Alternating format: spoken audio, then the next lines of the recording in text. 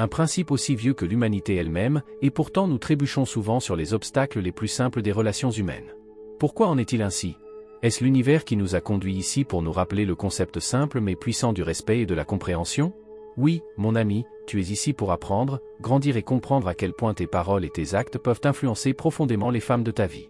Dans cette vidéo, nous allons nous lancer ensemble dans un voyage de découverte qui non seulement nous ouvrira les yeux sur les erreurs fréquentes que les hommes commettent souvent sans s'en rendre compte, mais qui nous montrera aussi comment elles peuvent perturber profondément le bien-être et la dynamique de la relation. Il ne s'agit pas seulement d'erreurs, mais de moments d'apprentissage qui nous donnent à tous la chance de devenir de meilleurs partenaires, amis et alliés. Que peux-tu donc attendre de cette vidéo?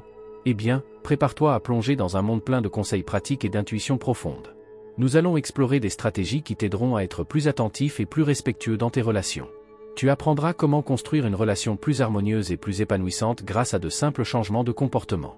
Empruntons ensemble ce chemin, étape par étape, avec la promesse qu'au terme de ce voyage, ce ne sont pas seulement tes relations qui s'épanouiront, mais aussi toi-même en tant qu'être humain. Maintenant que tu sais ce qui t'attend, plongeons profondément dans le premier chapitre, que ne devrait jamais faire un homme s'il veut gagner et conserver le cœur et le respect d'une femme.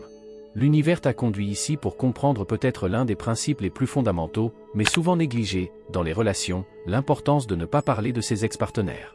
Cela peut sembler être une règle simple, mais sa signification est profonde. Pourquoi est-il impoli et inapproprié de parler de relations passées?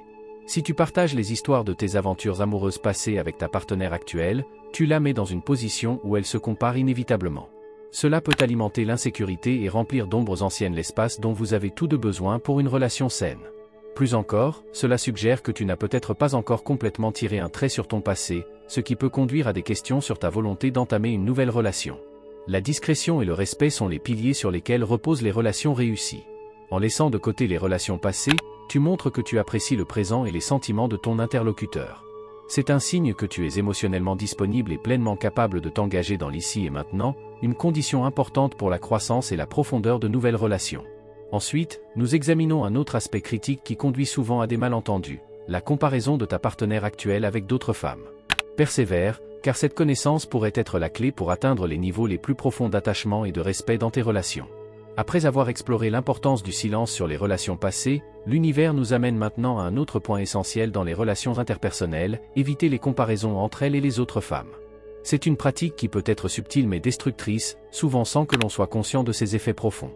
Pourquoi ces comparaisons sont-elles si néfastes? Lorsque tu compares ta partenaire à d'autres femmes, que ce soit en termes d'apparence, de carrière, de compétences ou de personnalité, tu crées une atmosphère de compétition et d'insécurité. De telles comparaisons peuvent saper l'estime de soi de ta partenaire et semer le doute quant à ta satisfaction dans la relation. C'est le terreau de l'insécurité et des malentendus qui peuvent finalement éroder les fondations de votre union. Chaque femme, comme chaque être humain, est unique. Reconnaître et apprécier son individualité montre une véritable estime et une profondeur de ta part. Il s'agit de célébrer les qualités particulières qui font d'elle ce qu'elle est, sans projeter l'ombre d'autrui dans le temps que vous passez ensemble. Cette reconnaissance favorise une relation saine, de soutien et d'amour, dans laquelle les deux partenaires se sentent pleinement appréciés. Maintenant que nous avons compris le pouvoir destructeur de la comparaison, nous nous tournons vers un autre sujet critique, la critique excessive. Persévère, car comprendre et éviter ce piège peut changer radicalement ta façon de communiquer et d'entretenir tes relations. L'univers, dans son infinie sagesse, nous amène à un autre aspect crucial des interactions humaines, la gestion de la critique. L'art de la critique constructive, par opposition à la critique dévalorisante, est une compétence d'une valeur inestimable dans toute relation. Comprenons d'abord ce qui différencie les deux formes. La critique constructive est comme une pluie douce qui nourrit et fait grandir, tandis que la critique dévalorisante ressemble à une tempête déchaînée qui brise et détruit. Le feedback constructif est spécifique, constructif et toujours donné avec l'intention d'apporter un soutien et de favoriser des changements positifs. Il s'agit de proposer des solutions et non de blâmer. En revanche, les critiques dévalorisantes sont souvent générales, accusatrices et laissent la personne concernée démoralisée et sur la défensive. Comment peux-tu donc t'assurer que ton feedback est toujours constructif et qu'il apporte un soutien? Voici quelques conseils qui peuvent t'aider. 1. Sois spécifique et focalisé. Limite-toi au comportement actuel qui doit être amélioré et évite d'aborder les erreurs passées ou la nature entière d'une personne. 2. Choisis le bon moment. Le feedback doit être donné dans un moment de calme, pas au milieu d'une dispute ou lorsque de fortes émotions sont en jeu. 3. Utilise des messages à la première personne, formulez votre feedback de votre point de vue pour éviter les accusations. Par exemple, je me sens négligé lorsque tu prends des décisions qui nous concernent tous les deux sans nous consulter. 4. Fais preuve d'empathie. Reconnais que les changements prennent du temps et que l'erreur est humaine. Cela montre que tu es du côté de ton partenaire.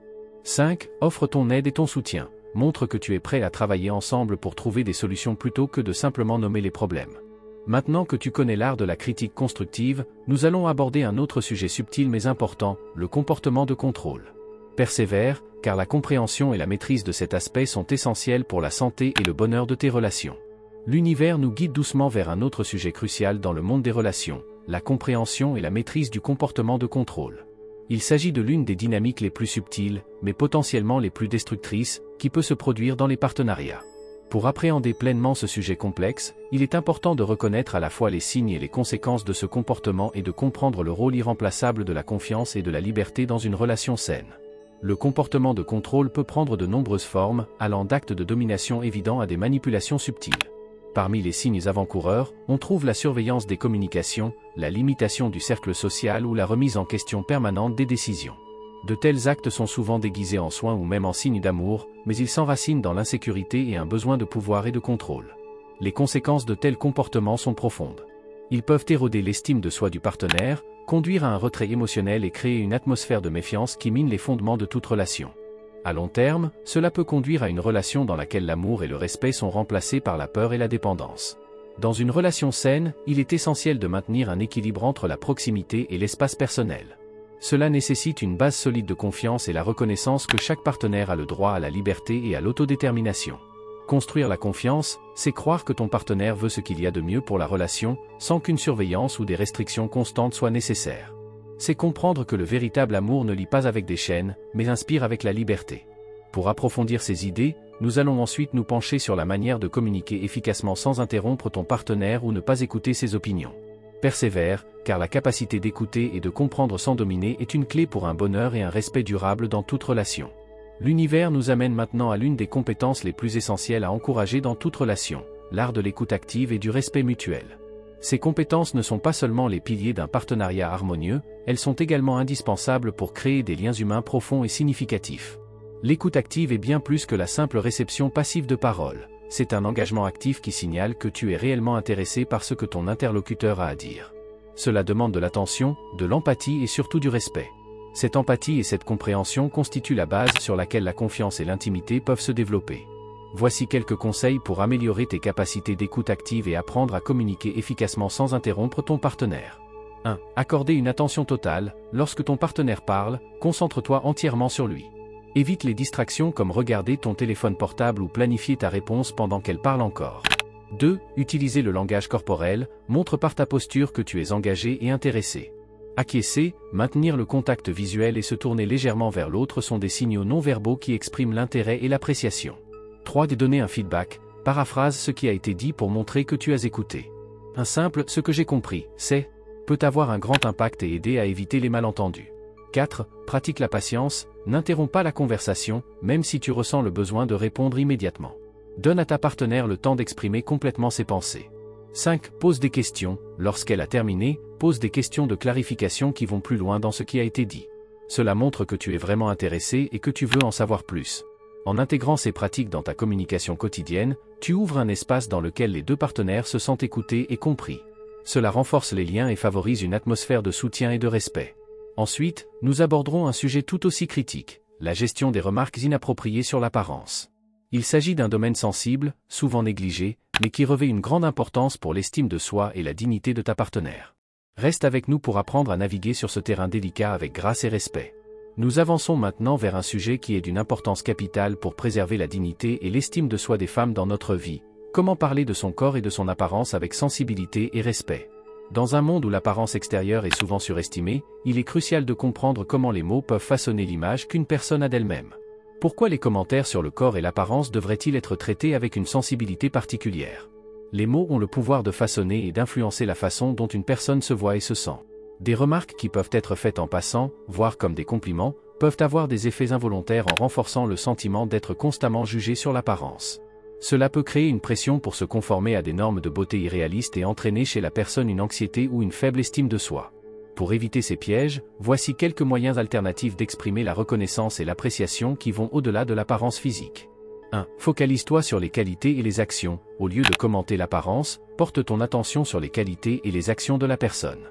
Des compliments tels que « j'admire ta créativité » ou « ton engagement envers tes objectifs m'inspire » peuvent renforcer la confiance en soi sans faire appel à l'apparence physique. 2. Soutenir leurs objectifs et leurs réalisations, montre ton intérêt et ton soutien pour leurs projets et leurs réalisations.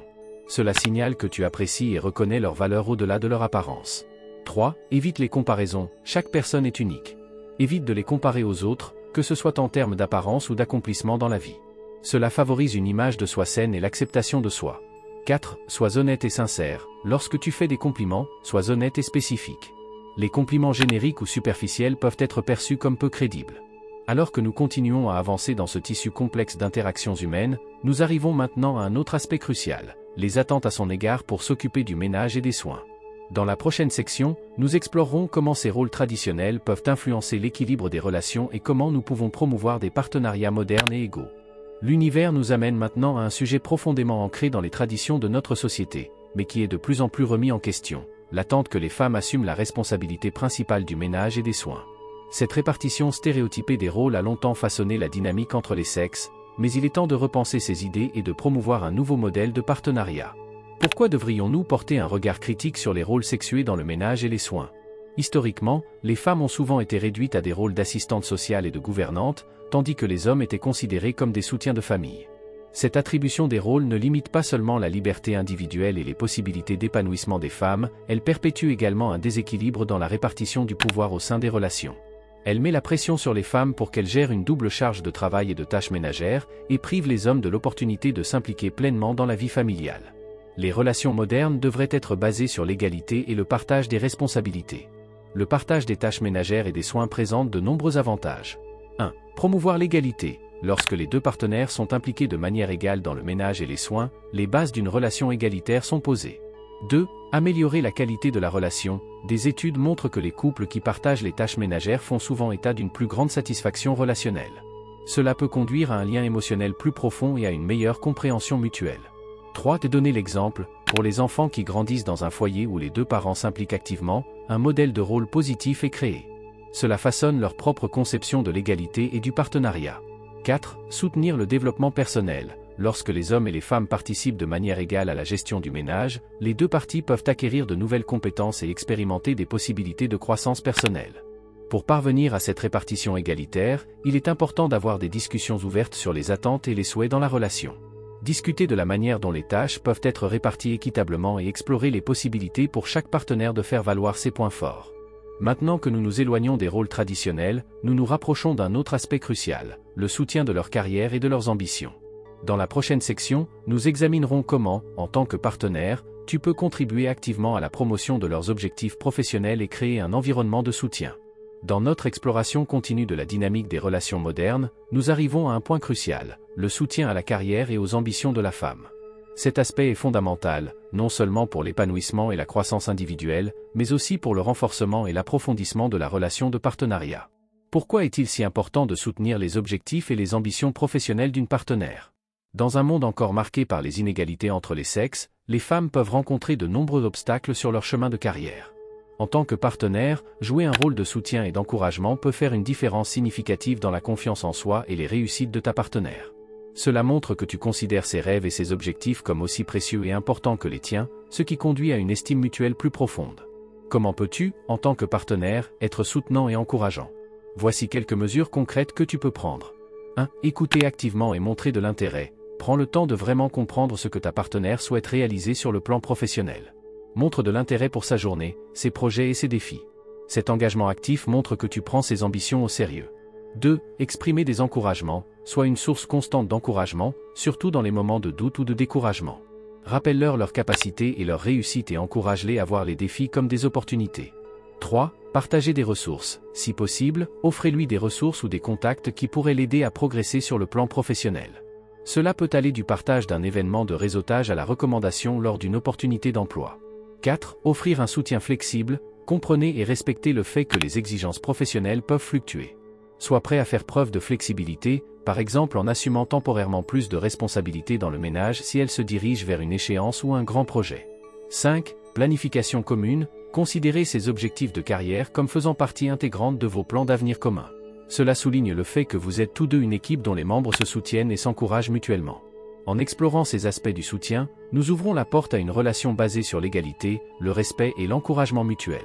Dans la prochaine section, nous porterons notre attention sur l'importance de reconnaître et de respecter les besoins et les désirs de notre partenaire. Restez avec nous pour découvrir comment cette forme profonde d'empathie et d'attention peut être le fondement de toute relation forte. Dans nos efforts continus pour démêler la complexité des relations interpersonnelles, nous arrivons maintenant à un thème central qui est souvent négligé, l'attention portée aux besoins et aux désirs de la partenaire. La capacité à faire preuve d'empathie et de compréhension pour ses besoins émotionnels et physiques est un aspect essentiel d'une relation saine et épanouissante. Pourquoi est-il si important d'être empathique et compréhensif? L'empathie nous permet de voir le monde du point de vue des autres et de comprendre ce qu'ils ressentent et pourquoi ils agissent comme ils le font. Cette compréhension profonde est la base d'une proximité et d'un lien authentique. Elle crée un environnement sûr dans lequel les deux partenaires peuvent s'exprimer librement et honnêtement, sans crainte de jugement ou de malentendu. Voici quelques moyens pratiques de faire preuve d'attention et d'empathie dans une relation. 1. Pratiquer l'écoute active, donne-lui toute ton attention lorsqu'elle parle. Évite de penser à ta réponse alors qu'elle parle encore et concentre-toi plutôt sur la compréhension réelle de ce qu'elle communique. 2. Reconnaître les sentiments, lorsque ta partenaire exprime ses sentiments, confirme-les. Un simple « je comprends que c'est vraiment dur pour toi » peut être très puissant. Cela montre que tu prends ses émotions au sérieux et que tu valides son expérience. 3. Offrir du soutien, demande-leur comment tu peux les soutenir plutôt que de leur proposer immédiatement des solutions. Parfois, les gens ont davantage besoin d'une écoute empathique que d'une solution au problème. 4. Petit geste de sollicitude, montre ton amour et ta sollicitude par de petites actions qui montrent que tu penses à elle, comme cuisiner son plat préféré ou faire une tâche qu'elle n'aime pas. 5. Donner de l'espace, comprends que chaque personne a également besoin d'espace pour elle-même. Respecte ses besoins de temps seul ou avec des amis, ce qui montre que tu respectes son indépendance et ses limites personnelles. En intégrant ces comportements dans tes interactions quotidiennes, tu construiras une relation basée sur le respect mutuel, la compréhension et un lien émotionnel profond. Dans la prochaine étape de notre voyage, nous examinerons les signes et les effets souvent subtils, mais décisifs, des comportements de contrôle. Reste à l'écoute pour apprendre à reconnaître et à aborder de telles dynamiques afin de promouvoir un partenariat réellement égalitaire et soutenant. Dans la phase finale de notre voyage à travers les profondeurs de la dynamique relationnelle, nous arrivons à un point crucial, la nécessité de traiter les femmes dans nos vies avec respect, reconnaissance et dignité. Il ne s'agit pas seulement d'une exigence de politesse, mais d'une condition fondamentale pour une relation juste et aimante. Tout au long de cette vidéo, nous avons mis en lumière de nombreux aspects essentiels au maintien d'une relation saine, respectueuse et de soutien. De l'importance de ne pas parler de ses ex-partenaires à l'attention portée à leurs besoins professionnels et personnels, le thème récurrent est l'importance profonde de l'empathie, de la compréhension et du respect. Le respect de leur autonomie, la reconnaissance de leur réussite, le soutien empathique dans leurs aspirations et la compréhension sensible de leur univers émotionnel ne sont pas seulement des signes d'amour authentique, mais aussi les piliers d'un partenariat basé sur l'égalité et l'estime mutuelle. Chaque moment où nous pratiquons ces principes est un pas vers une connexion humaine plus profonde et plus épanouissante. Je t'invite maintenant à ne pas seulement écouter ces intuitions, mais à les vivre. Traite chaque femme dans ta vie comme tu aimerais être traitée, avec gentillesse, respect et un soutien sans faille. Reconnais la force dans sa vulnérabilité, la sagesse dans son émotivité et la valeur de sa perspective. Sois le partenaire qui ne se tient pas seulement à ses côtés, mais qui l'encourage à grandir, à s'épanouir et à réaliser ses rêves. Sois l'ami qui ne se contente pas d'écouter, mais qui entend vraiment, qui ne se contente pas de parler, mais qui dit la vérité. Sois la personne qui n'est pas seulement présente, mais pleinement présente. Car à la fin de la journée, la manière dont nous traitons les femmes dans notre vie déterminera non seulement la force de nos relations, mais aussi le type de monde que nous laisserons derrière nous. Un monde empreint de compassion, de respect et d'égalité est un monde dans lequel nous pouvons tous nous épanouir. Travaillons ensemble à la création de ce monde. Prenons la tête d'un mouvement fondé sur l'amour, le respect et un véritable partenariat. Vos actions comptent et ensemble, nous pouvons faire la différence.